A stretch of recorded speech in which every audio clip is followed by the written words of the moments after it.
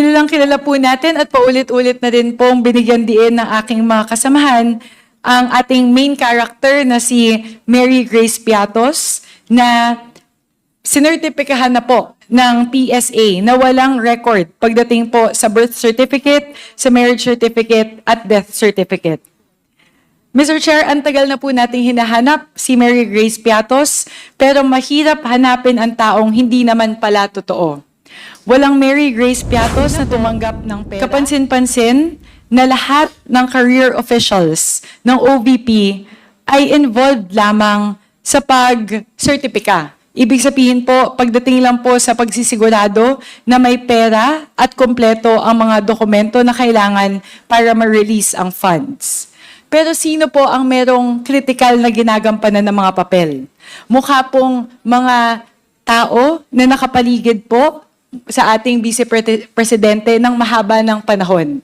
Karamihan po sa kanila mga taga Davao o galing pa po. I would just like to supplement the extensive discussions that my distinguished colleagues have started with regard to the summary of all of our findings since we started our proceedings last September, Mr. Chair. Mr. Chair, what we have discovered throughout our 8 hearings have been very alarming and unacceptable. So, Mr. Chair, siguro po ang gusto ko pong gawin ngayong araw, tulad po ng ginawa ng aking mga kasamahan, ay i-summarize po yung ilan sa ating mga nadiskubre, ano po yung mga natuklasan natin sa kahabaan po ng ating mga deliberasyon. Mr. Chair, sa mga taong 2022 at 2023, 612.5 million in confidential funds ang inilaan kay Vice President Duterte bilang pinuno ng Office of the Vice President at bilang Secretary ng Department of Education. This allocation of confidential funds was unprecedented. Ito ang kauna-unahang pagkakataon ng OVP at ang DepEd ay nagkaroon ng confidential funds na ganito kalaki ang halaga. 500 million para sa OVP at 37.5 million naman po para sa DepEd. Mr. Chair, our Constitution reminds us that public office is a public trust. And as such, public officials must always be accountable to the people. Ang confidential funds ay nagmumula sa kaban ng bayan. Dahil dito, pananagutan po ni Vice President Duterte bilang pinuno ng OVP at ng DepEd sa taong bayan na siguraduhin ang confidential funds na ipinagkatiwala sa kanyang opisina ay nagagastos sa wastong paraan. Sa takbo ng ating mga deliberation, Mr. Chair, paulit-ulit nating tinanong, paano nagamit ang confidential funds? May kakulangan po ba sa mga kasalukuyang mga batas at mga guidelines ng mga ahensya? Paano dapat amyendahan ang mga batas at mga guidelines para mapigilan ang posibleng katiwalian?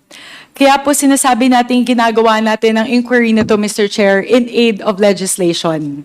Dahil importante po na malaman natin kung ano po ang mga kakulangan sa mga batas at mga guidelines para malaman po natin paano po natin maamyendahan at mapapagbuti ang mga ito. Mr. Chair, responsibilidad po natin to, trabaho po natin to bilang mga legislators. Hindi po ito pamumulitika. Next slide, please. The OVP spent 500 million pesos while the DepEd spent 112.5 million pesos. The 500 million pesos of the OVP was given in 4 tranches. Yung una po, nung huling quarter ng 2022, at yung tatlo po ay ginawa sa unang 3 quarter ng taong 2023. Para naman po sa Department of Education, ang 112.5 million ay nailabas po sa loob ng 3 tranches sa unang 3 quarters ng taong 2023 sa halagang 37.5 million bawat isa. Ang sunod na tanong, Mr. Chair, paano po nailalabas ng OVP at ng DepEd ang pondo? Ito po ang natuklasan ng ating komite. On the part of the OVP, the process starts with the Vice President, hand in hand with her Chief of Staff, Ms. Zuleika Lopez, who directs the preparation of the disbursement voucher. The Chief Accountant of the OVP, Ms. Julieta Villadel-Rey, certifies the availability of cash and completeness of the supporting documents. When this is done, the Assistant Chief of Staff, Mr. Lemuel G. Ortonio, approves the voucher for payment. Next, a check is issued and is circulated for signature. The authorized signatories of the checks for the OVP are Mr. Ortonio and Attorney Rosalyn Sanchez. Once the checks are signed, the Special Disbursing Officer, Ms. Gina Acosta, claims the checks and acknowledges receipt. Thereafter, Ms. Acosta takes the checks to Land Bank for encashment and deposit. The process on the side of the OVP ends with the actual disbursement of the funds by the SDO, Ms. Gina Acosta. Mr. Chair, mula po sa flowchart na ito, meron pong ilang mahahalagang obserbasyon na gusto ko pong bigyang diin. Una po, kapansin-pansin na lahat ng career officials ng OVP ay involved lamang sa pag-sertipika. Ibig sabihin po, pagdating lang po sa pagsisigurado na may pera at kompleto ang mga dokumento na kailangan para ma-release ang funds. Pero sino po ang merong critical na ginagampanan ng mga papel? Mukha pong mga tao na nakapaligid po sa ating Vice Presidente ng mahaba ng panahon. Karamihan po sa kanila mga taga Davao o galing pa po sa Davao. Sila po ang mga critical na signatories na sinisigurado na marirelease ang pera. Halimbawa po nito, si Mr. Ortonio bilang officer na siyang nag-aaproba ng payment ng confidential funds. Siya din po ang isa sa dalawang signatories para po sa mga cheque. Second, Mr. Chair, napag-alaman po natin mismo na inamin ni Ms. Acosta na bagamat siya po ang Special Disbursing Officer na nagbibigay, na dapat sana na nagdi-disburse ng pera, inamin mismo ni Ms. Acosta na hindi siya ang nagbibigay ng pera sa mga recipients.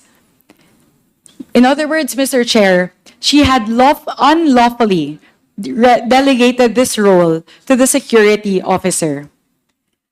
Inamin din po ni Ms. Acosta na hindi niya alam kung saan napunta ang pera. At ayon pa sa kanya, ang utos o ang direksyon ay galing po mismo kay Vice President Duterte at siya lamang ang may alam patungkol dito.